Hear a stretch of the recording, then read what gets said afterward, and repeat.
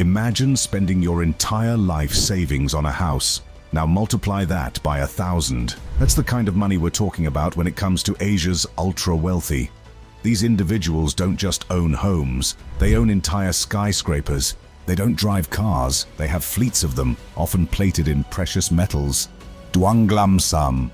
Kicking off our countdown of Asia's wealthiest individuals, we meet a woman who's redefining what it means to be a billionaire in Thailand. Meet Duanglamsam, better known as Madam Pang or Duanglamsam.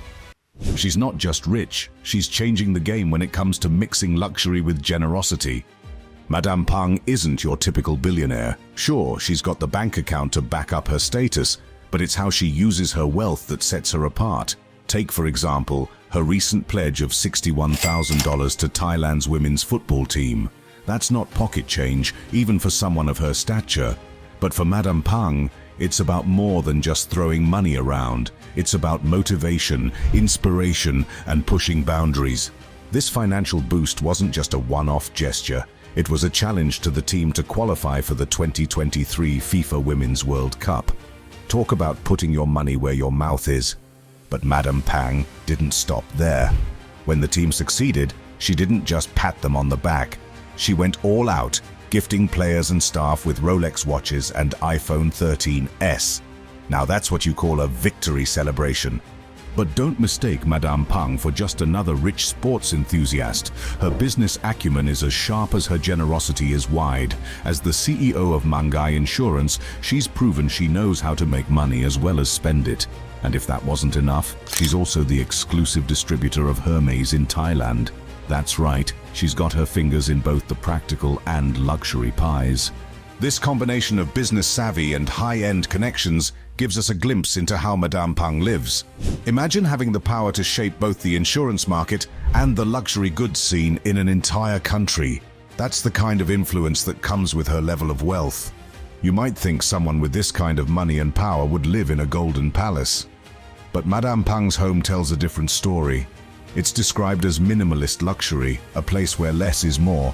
But that less still costs more than most people's entire life savings. Picture neutral colors, state-of-the-art furnishings, and a sense of calm that only comes from knowing you can afford anything but choosing not to flaunt it. This minimalist approach to her personal space stands in stark contrast to her public persona. While her home might be understated, her actions in the public eye are anything but. As one observer put it, she is a big baller when it comes to spending her money. This isn't about buying flashy cars or giant yachts. For Madame Pang, it's about making statements through generosity. Yo Jong, the sister of North Korea's leader Kim Jong-un, stands out as a unique entry on our list. With an estimated net worth of $5 billion, she's not just wealthy, she's part of a dynasty that controls an entire nation. Yo Jong's lifestyle is a stark contrast to the average North Korean citizen. While most of the country struggles with poverty and food shortages, she lives in a world of unimaginable luxury. Take her private jet, for instance. Valued at $56 million, this flying palace is more than just a mode of transportation. It's a symbol of her status and power. But the extravagance doesn't stop there. Yo Jong's jewelry collection would make even the most seasoned luxury enthusiasts green with envy. Picture this, a 188-carat Rolex ladies' watch worth $20,000, a just-on-clue bracelet priced at $50,000, and a 60-carat Cartier diamond necklace valued at $200,000. These aren't just accessories, they're wearable bank vaults. Perhaps the most jaw-dropping item in her possession is a Christian Dior handbag worth $77,000. To put that into perspective, this single accessory could pay the annual salaries of hundreds of workers in North Korea. It's a level of opulence that's hard to fathom, especially given the economic situation of the country she helps govern. Yo Jong's residence is equally impressive. She lives in a fortified mansion within Pyongyang's Kim family compound, known as Residence Number 55. This isn't just any home. It's a fortress designed to protect one of the most powerful families in the world. The level of security surrounding this compound is intense, reflecting the paranoia and power that define North Korea's ruling elite. When Yo Jong travels, she does so in style and safety. Her vehicle of choice? A $578,000 armored Mercedes-Benz S550. This isn't your average luxury car. It's designed to withstand bullets and even RPGs. It's a rolling bunker that showcases both her wealth and her need for protection. But wait, there's more. Reports suggest that Kim Yo Jong also owns a yacht valued at around $7 million. In a country where many struggle to afford basic necessities, the idea of a multi-million-dollar pleasure craft is almost unthinkable. Yet for Kim Yo Jong, it's just another asset in her impressive portfolio. What makes Kim Yo Jong's wealth particularly intriguing is the secrecy surrounding it. North Korea is notoriously opaque when it comes to the finances of its ruling family. The $5 billion figure is an estimate, and the true extent of her wealth could be even greater. This lack of transparency adds an element of mystery to her fortune, leaving us to wonder just how deep the rabbit hole goes. The contrast between Kim Yo Jong's lifestyle and that of the average North Korean citizen is staggering. While she jets around in luxury and adorns herself with millions in jewelry, many in her country struggle to meet basic needs. This disparity raises questions about the nature of wealth and power in closed societies like North Korea. Robert Kuok. We encounter a man whose empire is built on something sweet. Robert Kuok, often called the Sugar King of Asia, has amassed a fortune that's anything but ordinary. With estimates of his net worth ranging from $1 billion to a staggering $17.7 billion, Kuok's wealth is as varied as his business interests. Kuok's story isn't just about numbers, it's about building an empire that spans continents. The Kuok Group, which he founded, isn't content with dominating just one industry. From sugar to palm oil, from shipping to real estate, Kuok's business tentacles reach far and wide. At one point, he controlled 80% of the Malaysian sugar market, cementing his nickname as the Sugar King. But Kuok knew better than to put all his eggs in one basket. Diversification seems to be Kuok's middle name. His palm oil interests have ridden the wave of global demand for this versatile product. Meanwhile, his shipping companies keep goods flowing across the world's oceans. And let's not forget real estate. Because when you're this rich, why not own a piece of the cities you do business in? But it's not all business with Kuok. When it comes to luxury, he takes things to a whole new level. Imagine owning a yacht so expensive it makes other billionaires' boats look like dinghies. That's exactly what Kuok has with the History Supreme, reportedly the world's most expensive super yacht. Valued at an eye-watering $4.8 billion, this floating palace isn't just expensive, it's practically its own economy. What makes the History Supreme so special? For starters, it's plated in gold and platinum. Yes, you heard that right. Gold and platinum. The master bedroom features a wall made from meteorite rocks and a statue made from genuine Tyrannosaurus Rex bones. It's like a floating museum of extravagance. When Kuok decides to set sail, he's not just traveling. He's making a statement about wealth and power that few can match. But a man like Kuok needs a home base that matches his status. That's where his residence in Hong Kong's exclusive Deepwater Bay neighborhood comes in. This isn't just any wealthy enclave, it's where Asia's ultra-rich come to roost. Imagine a place where your neighbors are fellow billionaires, where security is tight and privacy is paramount. That's the world Kuok calls home when he's not sailing the seas in his golden yacht.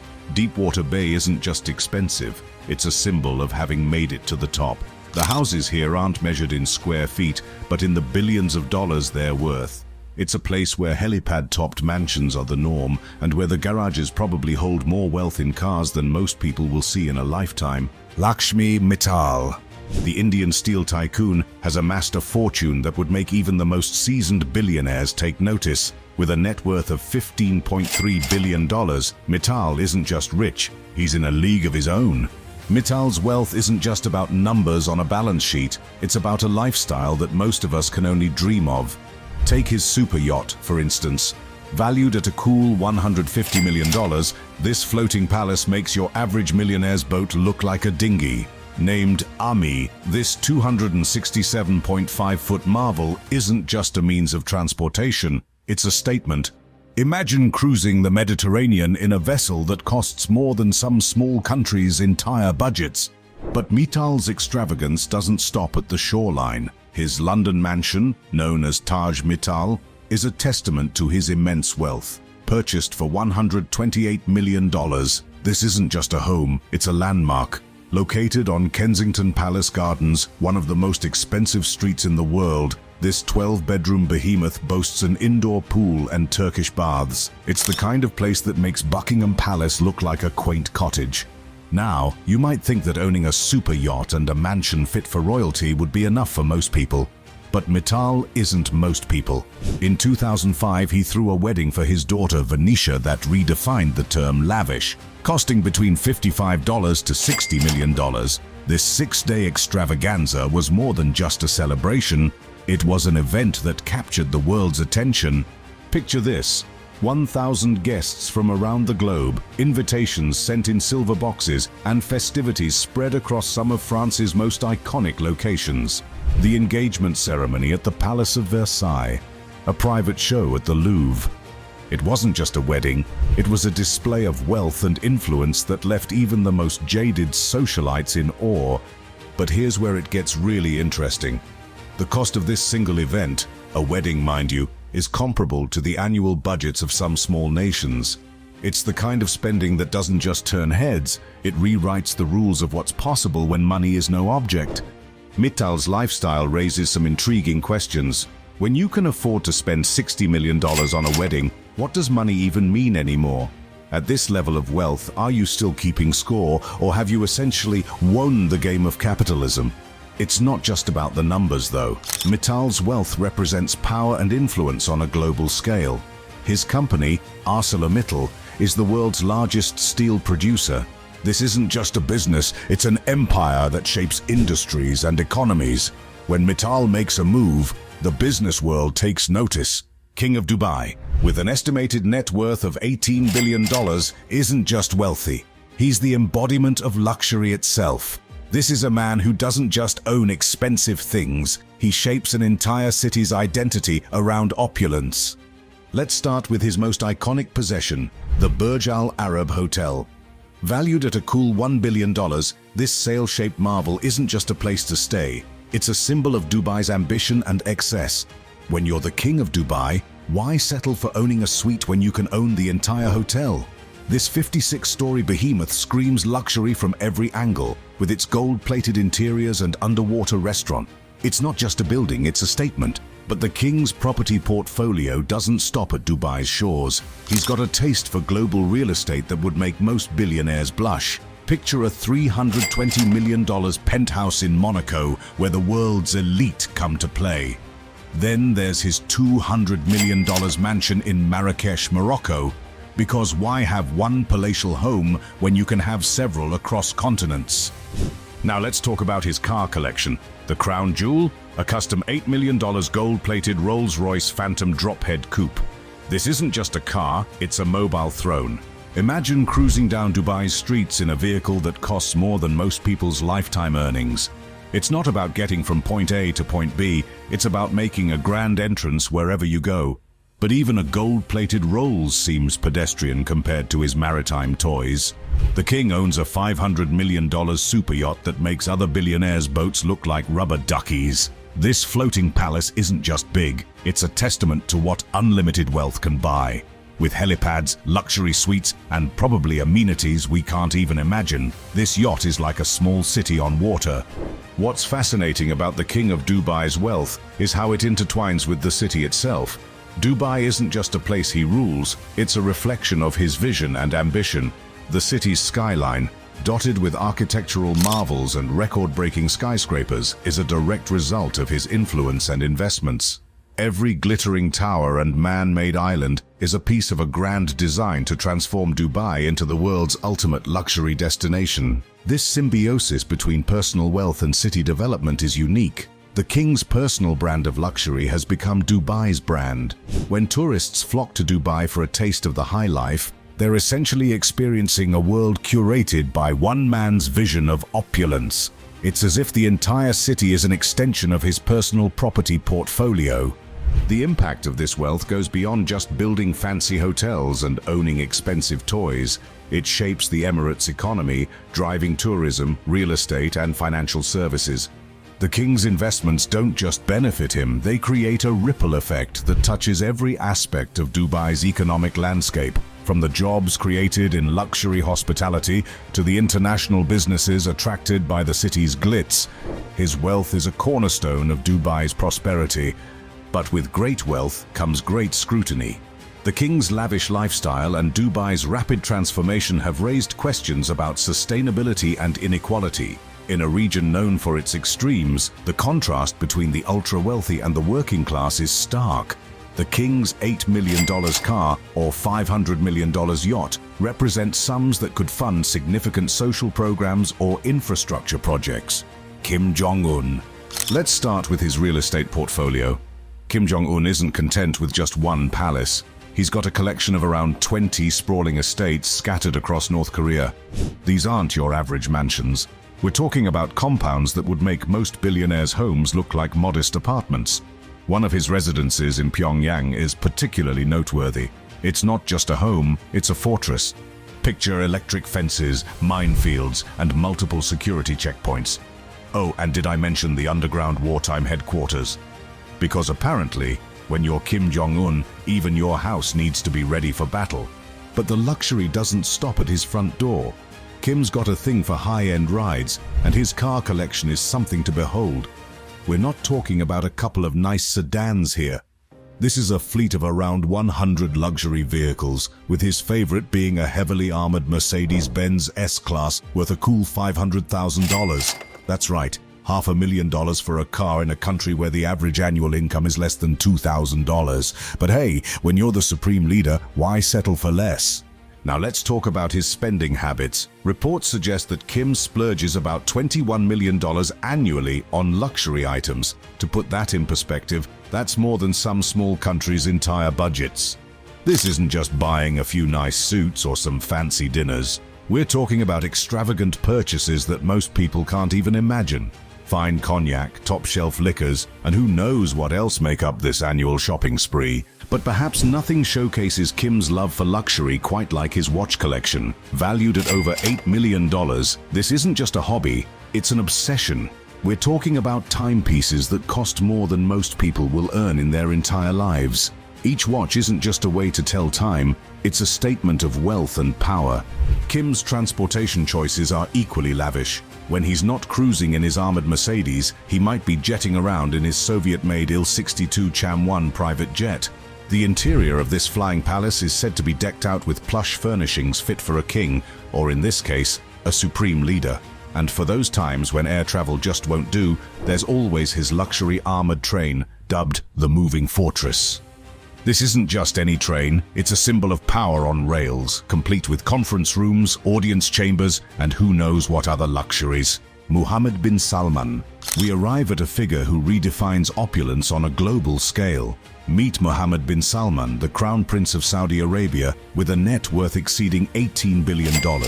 This isn't just wealth, it's the kind of fortune that can shape entire economies and influence world events. Bin Salman's property portfolio reads like a wish list of the world's most exclusive real estate. Take the Chateau Louis XIV in France, for instance. Valued at a staggering $300 million, this isn't just a home, it's a modern-day palace disguised as a 17th century chateau. Imagine gold-leafed fountains, lavish statues, and an underwater chamber where you can watch sturgeons swim above you. It's the kind of place that makes Versailles look like a quaint country home. But why stop at land when you can rule the seas? Bin Salman's super yacht, Serene, is a floating marvel that cost him $500 million. At 439 feet long, this vessel is larger than some cruise ships. It boasts multiple swimming pools, 2 helipads, and even a submarine hangar. Yes, you read that right, a submarine hangar. Because when you're this rich, why settle for just sailing on top of the water? Now let's talk about how the Crown Prince gets around when he's not on his mega yacht. Bin Salman doesn't just have a private jet, he has a fleet of them, including the world's largest customized Airbus A380. This isn't your average private plane. It's a flying palace complete with a throne room, 5 master bedrooms with ensuite bathrooms, and a prayer room with electronic mats that automatically rotate toward Mecca. The cost? A cool $500 million. That's right, his plane costs as much as his yacht. But Bin Salman's extravagant spending isn't just about personal indulgence, it's a reflection of Saudi Arabia's broader ambitions. The kingdom is on a mission to diversify its economy beyond oil, and bin Salman is leading the charge. His lavish purchases and high-profile investments are part of a strategy to rebrand Saudi Arabia as a global powerhouse in business, technology, and tourism. Take the $450 million he spent on Leonardo da Vinci's Salvator Mundi painting in 2017. This wasn't just an art purchase, it was a statement. By acquiring one of the most valuable paintings in the world, bin Salman signaled Saudi Arabia's intention to become a major player in the global art scene. It's part of a broader plan to transform the kingdom into a cultural hub, attracting tourists and investors alike. The Crown Prince's car collection further illustrates this blend of personal luxury and national ambition. His fleet includes a $1.1 million six-wheel off-road Mercedes G63 and a Lamborghini Aventador worth $450,000. These aren't just toys for a wealthy royal, they're symbols of Saudi Arabia's desire to be seen as modern, powerful, and technologically advanced. Even bin Salman's home base in Saudi Arabia reflects this grandiose vision. The Al Yamamah Palace in Riyadh isn't just a residence, it's one of the largest and most opulent palaces in the world. With its vast courtyards, ornate architecture, and state-of-the-art security systems, it's both a personal sanctuary and a symbol of Saudi power. Jack Ma. We've seen some truly mind-boggling displays of wealth so far, but our next billionaire might just surprise you. Jack Ma, co-founder of Alibaba and one of China's most recognizable faces, with a net worth of $28.3 billion. But here's the twist. Ma has cultivated an image of humility that seems at odds with his massive fortune. You've probably heard the stories. Jack Ma, the English teacher turned tech mogul, who still claims to live a simple life. He's known for wearing basic clothing and driving an ordinary car. He's even said things like, "We are never in short supply of money.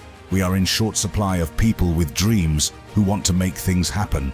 It's the kind of humble talk that makes people forget he's one of the richest men in Asia.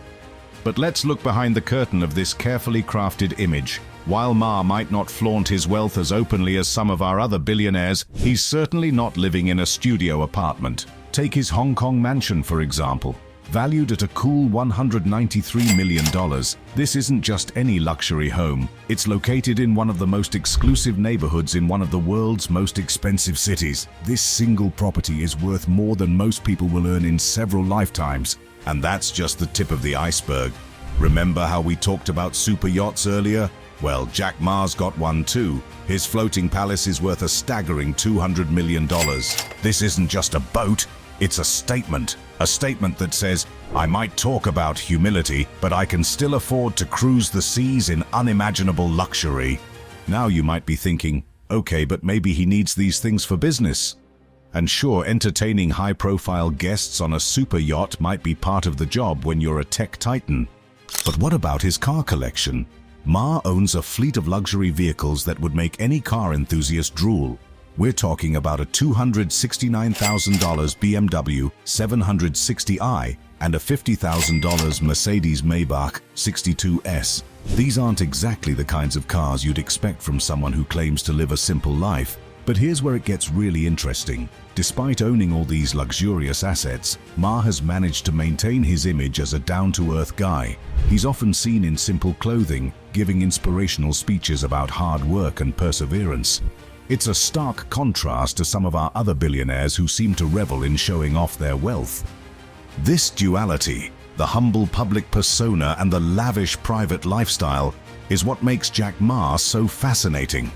He's managed to become one of the richest people in the world while still being seen as relatable and grounded. It's a balancing act that few billionaires have mastered. Ma's approach to wealth has had a significant impact on how tech billionaires are perceived, especially in China. He's shown that it's possible to be incredibly wealthy without being ostentatious about it. In a country where flaunting wealth can sometimes attract unwanted attention from authorities, Ma's low-key approach has set a new standard. But let's not forget the reality here. Jack Ma might talk about the importance of dreams over money, but he's still sitting on a fortune that most of us can't even comprehend. His humble lifestyle is still far beyond what the average person could ever hope to achieve. Sheikh Mansour, a man whose influence extends far beyond his homeland, Sheikh Mansour bin Zayed Al Nahyan, a member of the UAE ruling family, boasts a net worth exceeding $30 billion. This isn't just wealth, it's the kind of fortune that can reshape industries and influence global events. Sheikh Mansour's name might ring a bell for football fans around the world. He's the owner of Manchester City FC, one of the most successful and valuable football clubs in the world. This isn't just a vanity purchase or a hobby, it's a strategic investment that has catapulted Mansour onto the global stage. Under his ownership, Manchester City has transformed from a middling club to a powerhouse of European football, winning multiple Premier League titles and attracting some of the world's best players. But Mansour's interests extend far beyond the football pitch. Let's talk about his real estate portfolio. The crown jewel, the Emirates Palace in Abu Dhabi, valued at a staggering $3 billion. This isn't just a hotel, it's a monument to luxury. Imagine gold-plated everything from the walls to the bathroom fixtures. It's the kind of place where even the air feels expensive. When it comes to personal transportation, Mansour doesn't settle for ordinary. His car collection is a petrolhead's dream, featuring multiple Bugatti Veyrons. These aren't just any supercars, they're engineering marvels that cost over $1 million each. But that's not all. His garage also houses a $3 million Porsche 911 GT1, a Ferrari 599 XX, a McLaren MC12, and a Ferrari F40. It's not a car collection, it's a museum of automotive excellence. Just when you think Mansour's spending habits couldn't get more extravagant, he goes and buys a mega yacht. In 2022, he acquired a vessel named Blue for a cool $600 million. This isn't just a boat, it's a floating palace. At 160 meters long, it's one of the largest yachts in the world. It comes complete with 2 helipads, a swimming pool, and probably amenities we can't even imagine. This purchase isn't just about having a nice place to vacation, it's a statement of wealth and power on the high seas. What sets Mansour apart from some of our other billionaires is the scope of his influence. Through his various business interests and investments, he's not just accumulating wealth, he's shaping global industries. From energy to real estate, from sports to technology, Mansour's financial tentacles reach far and wide. Mukesh Ambani. We've finally reached the pinnacle of our journey through Asia's wealthiest individuals, and the numbers are about to get truly staggering. Meet Mukesh Ambani, the man who sits atop the mountain of Asian wealth with a net worth of $110.4 billion. That's not just rich. That's a fortune that could rival the GDP of some small countries. Ambani isn't just wealthy, he's redefined what it means to be rich in Asia. He's the chairman and managing director of Reliance Industries, a conglomerate that has its fingers in everything from petrochemicals to telecommunications. But let's be honest, we're not here to talk about business strategies, we're here to gawk at the sheer opulence of his lifestyle. Let's start with his home, Antillia. Calling it a house is like calling the Pacific Ocean a puddle. This 27-story skyscraper in Mumbai is valued at $1 billion. Yes, you heard that right, a billion-dollar home. It's not just big, it's excessive in ways that make other billionaires' mansions look like studio apartments. Antillia boasts 600 full-time staff members. That's not a typo. 600 people are employed just to keep this place running. It's like having a small town working for you 24/7.